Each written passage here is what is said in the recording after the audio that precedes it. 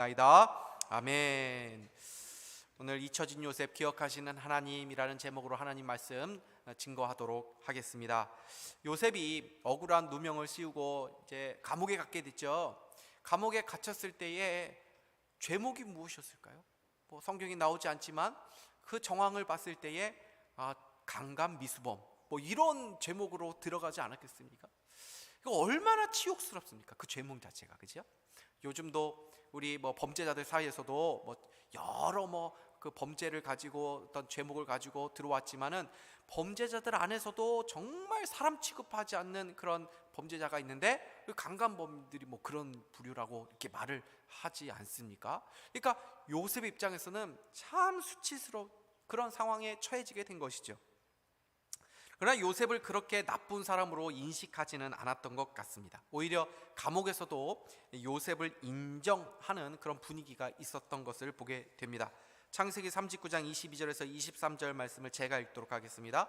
간수장이 옥중 죄수를 다 요셉의 손에 맡김으로 그 재반 사물을 요셉이 처리하고 간수장은 그의 손에 맡긴 것을 무엇이든지 살펴보지 아니하였으니 이는 여호와께서 요셉과 함께 하심이라 여호와께서 그를 범사에 형통하게 하셨더라. 그런데 이 감옥의 책임자가 누굽니까? 총책임자가 보디발 장군이지요. 근데 이 보디발 장군이 나중에 애굽의 왕의 그 술을 맡은 그 관원장, 그리고 그 떡을 굽는 관원장이 이제 들어오게 되거든요. 근데 이 사람들의 시중을 누구에게 맡기냐가 하면은 이 요셉에게 맡기는 것을 보게 됩니다.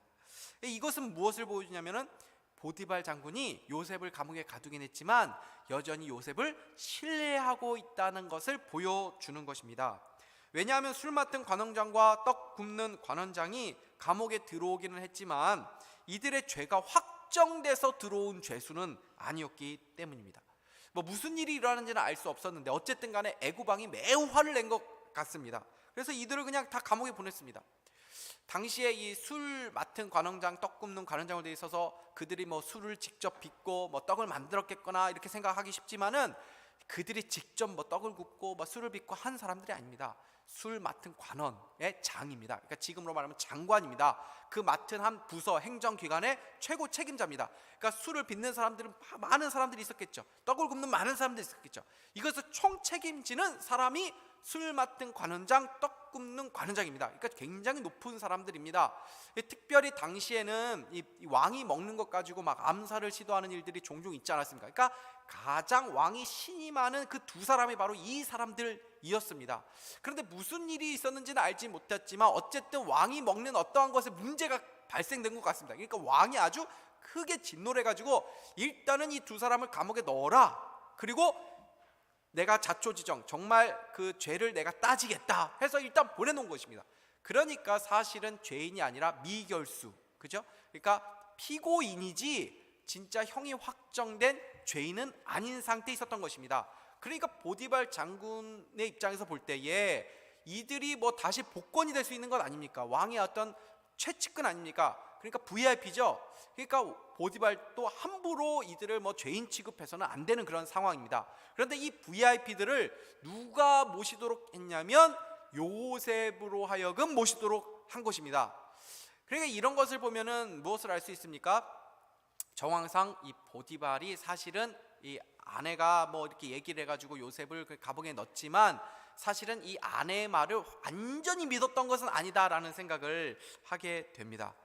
여러분, 보디발도 대단한 인물입니다. 대단한 위치까지 올라간 사람 아닙니까? 근데 이 높은 자리에서 보면은 이제 그 일하는 사람들이 다 보이는 법이거든요. 그래서 그 사람이 하는 말이 얼마나 진실한지, 그리고 그 사람이 얼마나 성실한지, 어떤 성격을 가지고 있는 사람, 이게 어느 정도 다 보입니다. 보디발 장군이 이 요셉을 10년 데리고 있지 않았습니까? 요셉을 왜 모르겠습니까? 그리고 자기의 아내, 그죠? 이 여자가 어떤 여자인지 보디발 모르겠습니까? 어느 정도 알았겠죠. 그러니까 자기 여자가 이 여인이 이 아내가 뭐라고 하니까 체면상 그냥 감옥에 일단 가두긴 했던 것 같습니다. 사실상 보면은 정말 보디발 장군이 이 요셉이 자기 아내를 그렇게 욕보이려고 했다는 걸 알았다면 사실 생사여탈권이 이 주인에게 있는 건 아닙니까? 얼마든지 요셉을 죽이고도 남았겠죠. 근데 요셉을 죽이지 않거든요. 그냥 감옥에만 가뒀단 말입니다. 그러니까 이러한 모든 것들을 보면은 요셉도 그 혹독한 고난의 시간을 견딜 수 있도록 하나님께서 자신을 여러 가지로 도와주시고 여러 가지 사인들을 통해서 함께 해주신 것들을 보여주면서 이 요셉에게 많은 위로와 또 격려를 해 주셨을 것이라고 생각을 합니다. 하나님은 그런 분이시기 때문입니다. 그래서 성경은 그 감옥에서도 여호와께서 그와 함께 하심으로 형통하게 하셨다라고 말씀을 하고 있는 것이죠. 그가 형통한 자, 하나님께서 함께 하시는 자임을 주변 사람들도 알았다면 요셉이 왜 몰랐겠습니까? 요셉도 얼마든지 알 수 있었을 것이죠. 그러니 요셉은 그 최악의 상황에서도 좌절하지 않았습니다. 포기하지 않았습니다. 그리고 자기의 연민에 사로잡혀 가지고 그 시간을 허비하고 있지도 않았습니다. 그래서 어떻게 알 수 있습니까? 다른 사람에 대한 관심, 다른 사람을 돌아볼 수 있는 그 마음의 여유가 요셉에게 있었다는 것을 알 수 있기 때문입니다. 술 관원장과 떡 관원장이 들어왔습니다. 그리고 어느 날 둘 다 동시에 특별한 꿈을 꾸게 됩니다. 둘 다 왕의 판결을 기다리는 그 미결수의 신분이었기 때문에 그 감옥에 있는 동안 얼마나 불안했겠습니까? 언제 왕이 어떤 판결을 내릴지 하루하루 알지 못한 채 그렇게 불안과 초조함으로 보내고 있던 차에 이런 어떤 특별한 꿈을 꾸게 되니까 그 불안과 초조가 아주 그냥 폭발을 했던 것 같습니다. 그래서 6절을 이렇게 말씀하는데 같이 한번 읽겠습니다. 시작. 아침에 요셉이 들어가 보니 그들에게 근심의 빛이 있는지라. 여기서 근심의 빛이라는 이 단어는 낙심하다, 막 크게 공포에 질리다, 이런 의미도 같이 있는 그런 말입니다. 요셉이 아침 일찍 들어가서 그들의 안색을 보니까 너무나도 어렵고 막 공포에 질린 것 같은 그런 표정들이었다는 것입니다. 만약 요셉이 자신의 처지를 막 비관하고 막 한탄하면서 그렇게 감옥에서 생활을 하고 있었다면 여러분, 다른 사람의 안색을 그렇게 살필 그런 여유가 있겠습니까? 안색이 저 사람 오늘따라 왜 저래? 하면서 그냥 뭐 무심코 지나갔을 수도 있는 것 아닙니까? 그런데 요셉은 그렇게 하지 않았습니다. 그곳에서도 사람에 대한 자기를 충실하게 하는 거죠. 내가 모시는 사람에 대한 마음이 왜 저렇게 어둡지? 그런 일을 열심히 한 것입니다. 여러분, 형통이 무엇이라고 말씀을 드렸습니까? 나에 대한 관심, 내 어떤 삶에 대한 관심에만 몰입해 있는 것이 아니라, 나에게만 복을 받는 것에 관심 있는 것이 아니라 나를 통해서 다른 이의 삶이 윤택해지는 것, 복을 받는 것, 나로 인해서 다른 사람이 기쁨을 누리고 편안해지는 것, 이것이 복을 받는 자로서의 형통한 삶이라고 말씀을 드렸죠. 그러니까 내 주변에 있는 사람들의 어떤 어려움들, 또 그들의 마음과 형편을 신자들은 살필 수 있어야 되는 것입니다. 내가 먹고 사는 일에만 막 관심을 두면서 그렇게 살면 안 되는 것이죠. 그래서 히브리 10장 24절은 이렇게 말씀하죠. 서로 돌아보아 사랑과 선행을 격려해라. 돌아보라는 거예요. 내 옆에, 옆에 있는 사람 좀 어떤지 한 번쯤 이렇게 돌아보라는 거예요. 앞만 보면서 내 일만 하지 말고 좀 돌아봐라. 내 주변 사람들 살펴봐라. 누가요? 신자들이 그렇게 되는 거예요. 돌아보면서 격려해주고 선행하는 그런 삶의 자세가 있어야 한다라는 것입니다. 다른 사람들을 돌보는 일을 그렇게 대단한 것 아닙니다. 성도들과 이웃의 형편과 마음에 관심을 기울이는 것입니다. 요즘 좀 안 좋아 보이는데 혹시 무슨 일 있어? 요즘 얼굴이 오늘따라 이렇게 좋아 보이네. 무슨 좋은 일 있어? 슬퍼하는 자들과 함께 슬퍼하고 기뻐하는 자들과 함께 기뻐할 수 있는 그러한 마음이 우리 신자들에게 있어야 한다는 것입니다. 여유가 있을 때만 그렇게 하는 것이 아닙니다. 요셉이 남의 처지를 돌아볼 수 있는 그런 상황이 아니었죠. 그러나 요셉은 그 감옥에서도 다른 이들의 마음, 왜 이렇게 어둡지? 오늘 무슨 일 있나? 자기도 정말 힘든 상황인데 그 마음을 헤아리고 있었다는 것입니다. 요셉이 그들이 고위 관료이기 때문에 내가 좀 덕 좀 봐야겠다 하는 마음에 유난히 더 뭐 이렇게 아부성으로 이렇게 한 것이 아니라는 것을 아실 것입니다. 이것은 요셉의 평소의 하나의 자세였습니다. 요셉이 그들에게 묻습니다. 어찌하여 오늘 당신들의 얼굴에 근심의 빛이 있나이까? 오늘따라 이렇게 얼굴이 왜 이렇게 안 좋아 보이세요? 무슨 일 있으십니까? 이때 이들이 뭐라고 대답합니까? 8절 말씀이죠. 제가 읽겠습니다. 그들이 그에게 이르되 우리가 꿈을 꾸었으나 이를 해석할 자가 없도다. 요셉이 그들에게 이르되 해석은 하나님께 있지 아니하니까 청하건대 내게 이르소서. 요셉이 무슨 일 있으세요? 라고 이렇게 물었을 때 그들은 자신의 고민을 털어놓죠. 사실 겉으로 볼 때 요셉 대단한 사람 아니지 않습니까? 히브리 노예이고 소위 말해서 어떻게 들어왔냐면은 그 강간 미수범으로 들어왔던 사람인데 이 사람 뭐 이렇게 대단한 사람입니까? 그럼 얼마든지 사실 요셉 무시할 수 있죠. 야, 너는 몰라도 가뜩이나 심란해 죽겠는데 너까지 나 정신 더 심란하게 만들지 말고 그냥 저리 가라. 이렇게 요셉을 무시할 수도 있었겠죠. 사실 그들이 볼 때 요셉에게 말을 해봤자 무슨 소용이 있을까 하는 생각도 사실 있지 않았겠습니까? 그러나 그들은 요셉을 무시하지 않습니다. 여러분, 우리 주변의 사람들을 우리가 보는 눈으로 평가해서는 안 됩니다. 세상의 기준과 잣대로 사람을 평가하지 말아야 됩니다.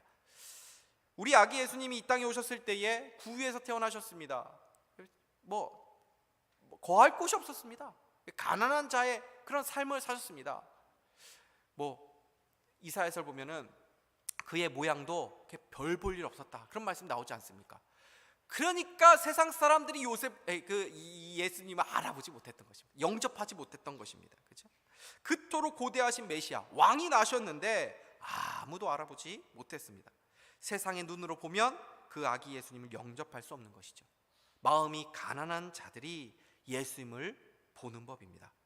나아만 장군이 한센병에 걸렸습니다. 그때 나아만의 여종이 있었는데 그 여종이 무심코 무슨 말이 있냐면은 우리 고향에, 우리 사마리아에 정말 하나님의 사람 선자가 계신데 그분이 우리 장군님 앞에 계셨으면 얼마나 좋았을까요? 이런 말을 하거든요. 근데 이 나아만의 여종, 히브리 노예, 그 시녀가 하는 말을 무시하지 않았습니다. 그래서 나아만 장군이 그 말을 듣고 가가지고 고침받고 하나님의 능력을 경험하게 된 것입니다. 반대로 적용도 됩니다.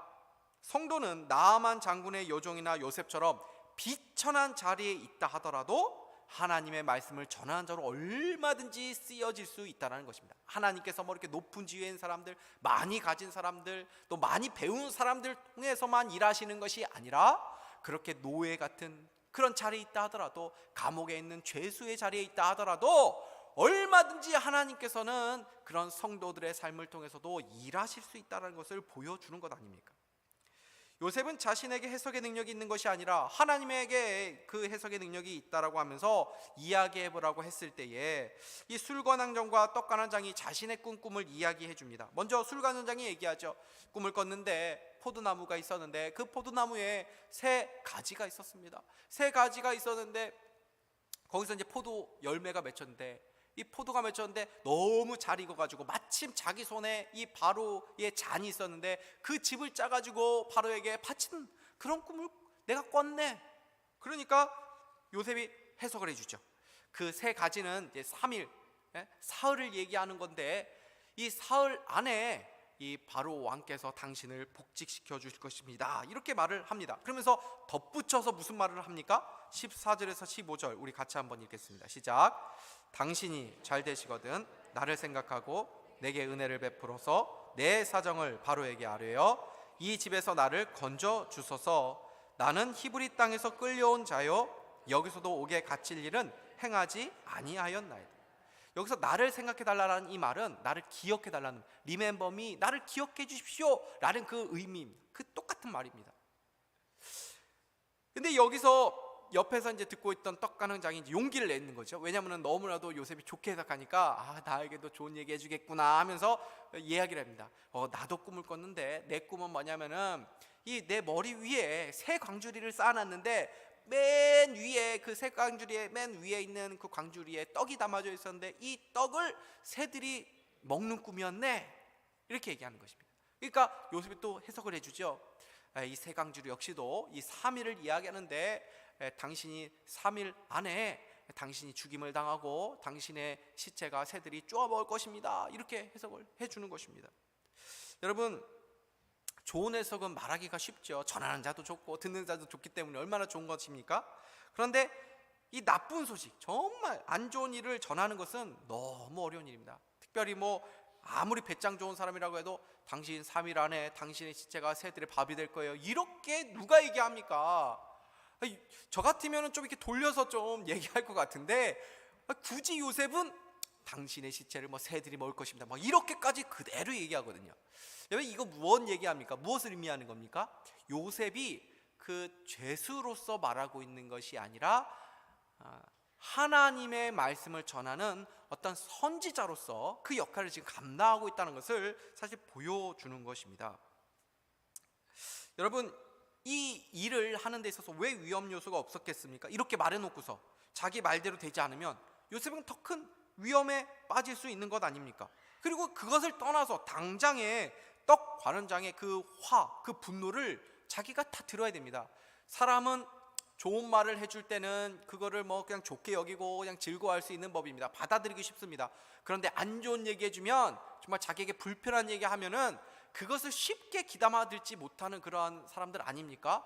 그러니까 요셉이 그렇게 얘기해주면은 어디서 쓸데없는 소리 하고 있어? 하면서 오히려 이 떡가는장이 그 말을 그냥 고지고대로 들었겠습니까? 그것을 그대로 받아들였겠습니까? 막 화를 내면서 요셉에게 뭐라고 했을 수도 있었겠죠. 그럼에도 불구하고 요셉은 하나님의 말씀이라는 확신을 가지고 그것을 충실하게 전하는 모습을 보여주고 있는 것입니다. 그리고 3일, 이 3일이제가 바로 이제 바로의 생일날이었거든요.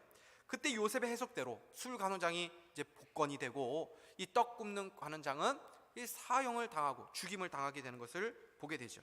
근데 오늘 창세기 40장은 이렇게 마무리되는데 보십시오. 23절을 우리 같이 한번 읽겠습니다. 시작. 술 맡은 관원장이 요셉을 기억하지 못하고 그를 잊었더라. 여러분 한번 생각해 보십시오. 술 관원장이 복권이 됐습니다. 그러면 요셉의 마음이 어떨까요? 기대감이 들겠죠. 나를 기억해 달라고 했으니까. 나는 나쁜 일 한 일 없습니다. 억울하게 온 것입니다. 자기의 사정을 다 얘기하고 그때 나를 꼭 기억해 주십시오 라고 부탁했기 때문에 이제 기대를 가졌을 것이란 말입니다. 그런데 술 관원장은 요셉을 까맣게 잊어버립니다. 2년이 그리고 지납니다. 저는 요셉이 감옥에 있는 기간 중에 이 2년의 기간이 요셉에게 가장 큰 고통의 시간이었을 것이라고 생각이 듭니다.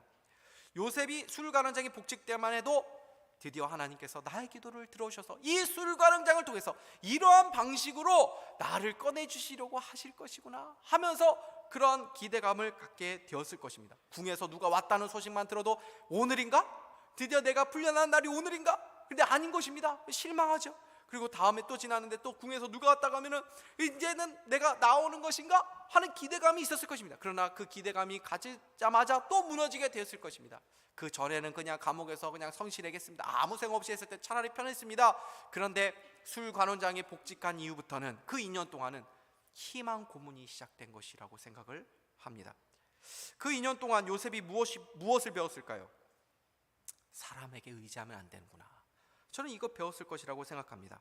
저 사람이 나를 구원해 줄 줄 알았는데, 저 사람이 나를 도와주면 이 문제가 해결될 줄 알았는데 그 사람 철떡같이 믿고 있다가 배신당하고 마음 상처 다 받게 된 것이죠. 술 관원장이 요셉을 기억하지 못하고 잊었더라. 저는 이 말씀은 인간을 의지하는 것이 얼마나 허망한 것인지를 보여주는 말씀이라고 생각을 합니다. 여러분, 사람은 어떤 존재입니까? 잊어버린 존재입니다. 내 사정을 알아줄 것 같지만, 내 형편을 알아줄 것 같고, 내 고통을 알아줄 것 같지만 사람은 그런 존재가 아닙니다. 내일처럼 내일 알아주지 않습니다. 내 문제처럼 그렇게 내 문제로 여겨주지 않습니다. 그렇게 나를 다 살펴보지 않습니다. 화장실 들어갈 때 다르고 나올 때 다른 것이 사람의 마음이라고 하듯이 술 관원장은 감옥에 나가자마자 요셉을 잊어버립니다. 여러분, 사람 의지하다가 상처받은 분들 많이 계시지요? 우리가 살아오면서 사람 의지하지 말고 하나님 의지해야 된다는 것을 얼마나 그 순간순간마다 많이 배우고 살아갑니까? 갑자기 앞길이 캄캄한데 누가 아주 좋은 사업의 제안, 내 귀가 아주 솔깃하는 그런 사업 제안을 합니다. 하나님께서 이 사람을 통해서 내 길을 이렇게 열어주시구나 했는데 나중에 보니까 그 사람이 나를 그냥 이용해 먹었다는 것을 알게 되고 얼마나 막 무너져 내릴 때가 있습니까? 아, 저 사람 만나가지고 저 사람하고는 내가 드디어 결혼할 수 있겠구나, 정말 좋은 가정 이룰 수 있겠구나, 드디어 행복이 찾아오는구나 해서 내 마음을 그 사람한테 다 줬는데 나중에 나를 배신하고 헤어져가지고 정말 완전히 다 삶이 무너진 것처럼 그런 낙담한 그런 삶을 살아가는 사람들이 얼마나 많이 있습니까? 나의 마음을 하나님 외에 다른 것에 주면 내 마음을 그 대상이 소중하게 지켜주지 못하는 것입니다. 하나님 외에 다른 존재에게 여러분의 마음 주지 마십시오. 저에게도 주지 마십시오. 목사 바라보지 말고 하나님 바라볼 수 있기를 바랍니다. 엊그저께 우리 아이들이 하트로 생긴 풍선을 막 갖고 놀더라고요. 막내가 이제 하트로 생겼으니까 이 풍선은 자기 마음이라고 하면서 그걸 첫째에게 그 풍선을 주는 것입니다. 그랬더니 첫째가 그것을 가지고 막 하늘에 던지면서 막 노는 것입니다. 막내가 그거 내 마음이야 그러니까 첫째가 아예 안 떨어뜨릴게 하면서 막 그냥 계속 장난치는 것입니다. 제가 오늘 본문을 묵상하면서 그걸 보면서 딱 생각이 들더라고요. 그래, 저게 사람에게 마음 주고 세상에게 마음 주고 사단에게 마음 주면 벌어지는 참사구나. 예? 여러분, 사단은 우리에게 내가 네 마음 소중하게 여길 테니까 나한테 줘 이런단 말이죠. 그때 그래 내가 너한테 맡기게 그러잖아요. 사단이 우리 마음 갖고 장난치는 것입니다. 우리가 의지하는 대상이 누구든, 그 사람이 자녀가 되었든 배우자가 되었든 내가 그렇게 믿었던 내 친구, 내 선배, 내 후배가 되었든 누구들이라고 하더라도 사람은 우리의 의지할 대상이 되지 못한다는 것을 우리는 늘 기억해야 하는 것입니다. 그래서 성경이 하나님의 백성들에게 누차 강조하는 것이 무엇입니까? 세상 의지하지 말라, 강한 나라 의지하지 말라, 사람 의지하지 말아라 라고 말씀하는 것이죠. 시편 62편 8절 우리 같이 한번 읽겠습니다. 시작. 백성들아 시시로 그를 의지하고 그의 앞에 마음을 토하라. 하나님은 우리의 피난처시. 아멘. 그렇죠? 하나님만 의지하는 자들이 하나님이 피난처가 되는 것을 경험하는 것입니다. 요셉은 2년의 기다림의 세월 동안 바로 이 하나님을 의지하는 법을 배웠을 것입니다. 술 가는 장에 뭐라고 말했습니까? 나에게 은혜를 베풀어 주십시오 라고 말했죠. 그러나 은혜를 주시는 분은 하나님이시구나 라는 것을 절절하게 깨닫게 된 것입니다. 요셉은 사람에게 배신당하는 고통, 잊혀지는 아픔을 겪었습니다. 그러나 하나님은 요셉을 잊지 않으셨습니다. 하나님의 정확한 타이밍에 하나님께서 요셉을 그 감옥에서 건져주시죠. 만 2년이 되는 해에 요셉의 나이 30세에 그가 바로 앞에 서게 됩니다. 성경은 그가 바로 앞에 섰을 때의 나이를 30세로 밝히고 있는데 그렇게 나이를 밝히는 것에 대해서는 중요한 이유가 있기 때문에 그렇습니다. 왜냐하면 애굽에서 공직에 올라갈 수 있는 최소한의 그 나이가 30세였기 때문에 그렇습니다. 민수기에도 나오죠. 제사장이 회막에서 일할 수 있는 그 자격 나이가 나오는데 그 나이가 30세입니다. 그러니까 만약 술 관원장이 복귀를 하자마자 요셉을 기억해가지고 요셉 이야기를 해줬다면 그때 요셉이 몇 살입니까? 28이죠. 그때 나오면은 뭐 감옥에서 나올 수 있었겠죠. 좀 더 빨리 나올 수 있었겠죠. 그리고 뭐 상을 좀 주고 뭐 위로해주는 그 정도에서 그쳤을 것입니다. 그런데 요셉이 총리가 돼가지고 그죠? 애굽의 그런 가뭄에서 건져주고 또 애굽뿐만이 아니라 주변 나라들까지도 다 건져주고 그리고 그 일을 통해서 그 야곱의 가족들이 애굽에 이주해가지고 그런 하나님의 계획을 성취한 일은 일어나지 못해. 그 할 수 없었을 것입니다. 그러니까 야곱에게는 이것이 너무나도 기가 막힌 고난의 시간이었지만 하나님은 정확한 그 하나님의 타이밍에 바로에게 꿈을 꾸게 하시고 그리고 술 가는 장은 잊었는데 생각나게 하셔서 그 하나님의 정확한 시간에 요셉을 바로 앞에 딱 세우신 것입니다. 왜 하나님이라고 해서 요셉을 빨리 구해주고 싶지 않았겠습니까? 그러나 하나님은 가장 완벽한 시간에 가장 좋은 길로 가장 완전한 길로 요셉을 이끌어간 줄 믿으시기를 바랍니다. 그래서 우리가 고난 가운데 기억해야 될 것이 무엇입니까? 하나님은 우리를 잊지 않고 계시다라는 사실입니다. 하나님은 내 기도를 기억하고 계십니까? 하나님은 정말 나를 기억하십니까? 우리가 그렇게 외칠 때가 많지만 하나님은 우리를 기억하고 계시다는 것입니다. 우리가 비천한 상황 가운데 있어도 그것이 하나님이 우리를 잊어버리셔서가 아니라 그 비천한 상황까지도 기억하고 계시다는 것을 우리는 믿어야 한다는 것입니다. 시편 136편 23절 우리 같이 한번 읽겠습니다. 시작. 우리를 비천한 가운데서도 기억해 주신 이에게 감사하라. 그 인자하심이 영원함이로다. 아멘. 하나님 잘 나가는 사람, 소위 우리가 기대면 좋을 사람, 우리에게 덕을 줄 수 있는 사람, 그렇게 보이는 사람들을 기억하시는 게 아니라 비천한 가운데 있는 자들을 기억하신다는 것입니다. 우리가 탕자처럼 하나님을 떠나 있어도 돼지우리 같은 그런 아주 비천한 삶을 살고 있어도 하나님은 우리를 잊지 않고 기억하시는 분입니다. 우리는 하나님이 우리를 잊는 것에 대해서 원망을 하지만 사실 우리가 하나님을 잊을 때가 훨씬 많죠. 그러면서 하나님 나를 기억하시냐고 막 그렇게 우리가 원망하는 모습 아닙니까?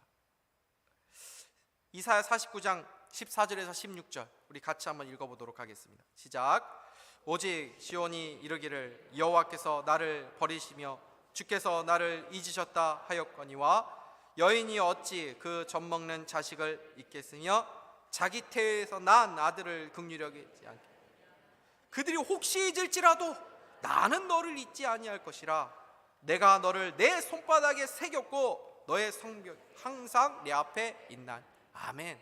여러분 이 하나님의 진심을 믿을 수 있길 바랍니다. 이 하나님의 진심 믿어주십시오. 하나님이 그것을 믿어주는 것을 기쁘게 여깁니다. 네가 나를 믿어주는구나 하면서 하나님께서 그걸 기뻐하신단 말이죠. 하나님은 우리의 존재뿐 아니라 우리의 모든 것을 아시고 우리의 행실까지도 세밀하게 기억하시는 분이라고 말씀합니다. 히브리서 6장 10절 말씀 같이 읽겠습니다. 시작. 하나님은 불의하지 아니하사 너희 행위와 그의 이름을 위하여 나타낸 사랑으로 이미 성도를 섬긴 것과 이제도 섬기고 있는 것을 잊어버리지 아니하시느니라. 아멘. 내가 어떤 섬김을 할 때 사람들은 알아주지 못할지라도 또 더 내가 섬기는 것을 위해서 오히려 다른 사람의 어떤 상처를 받고 그렇죠? 그런 어떤 오해를 당할지라도 누가 기억하신다고요? 우리의 섬김을 하나님께서 기억하신다. 성도의 또한 기도와 구제를 기억하시는 분이라고 말씀합니다. 사도행전 10장 4절 우리 같이 한번 읽겠습니다. 시작. 고넬료가 주목하여 보고 두려워 이르되 주여 무슨 일이니까? 천사가 이르되 내 기도와 구제가 하나님 앞에 상달되어 기억하신 바가 되었으니 아멘. 우리가 하나님 앞에서 드리는 은밀한 구제 또 선행들 우리가 착한 행실들 그리고 기도 이런 것들은 하나님 앞에 상달되는 것이라. 그리고 뭐라고요? 기억되는 것이라. 여러분 그럴 때 있지 않습니까? 우리가 기도해놓고 까먹었습니다. 근데 나중에 보니까 그때 내가 이렇게 기도했는데 하나님께서 이거까지도 들어주셨네. 나는 잊었는데도 하나님께서는 내가 그때 한 기도를 기억하시고 응답하시는 것을 우리가 경험하게 되지 않습니까? 하나님은 또 무엇을 기억하십니까? 약속을 기억하시는 분이지요. 레위기 26장 42절 같이 한번 읽겠습니다. 시작.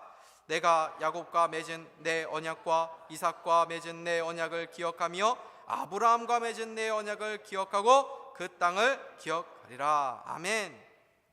여러분 어떻게 우리가 하나님 앞에 기억되는 존재가 된 것입니까?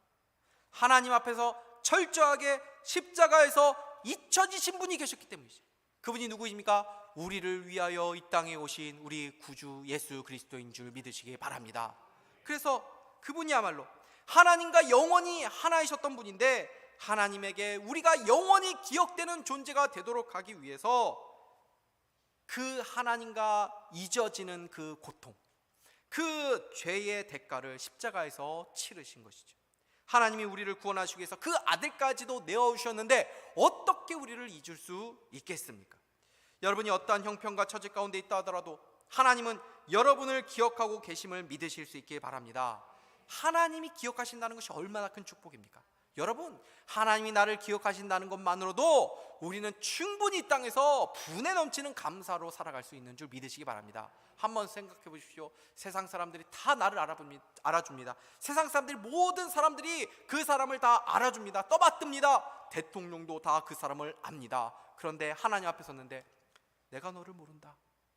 여러분 그러면 이 땅에서 어떤 삶을 얼마나 대단한 삶을 살았다 하더라도 그 사람은 얼마나 비참한 인생이 됩니까? 여러분 주님이 그 사람 기억하지 못한다 한마디 하면 그것으로 끝나는 것입니다. 그런데 이 땅에서 세상 누구도 아무도 몰라준다 하더라도 주님이 그 사람에게 내가 너를 기억한다. 내가 너의 수고와 섬김을 알고 있다. 여러분 그렇게 말씀하신다면 그 인생이야말로 최고의 영광스러운 인생인 줄 믿으시기 바랍니다. 그것을 향해서 우리는 달려가는 것입니다.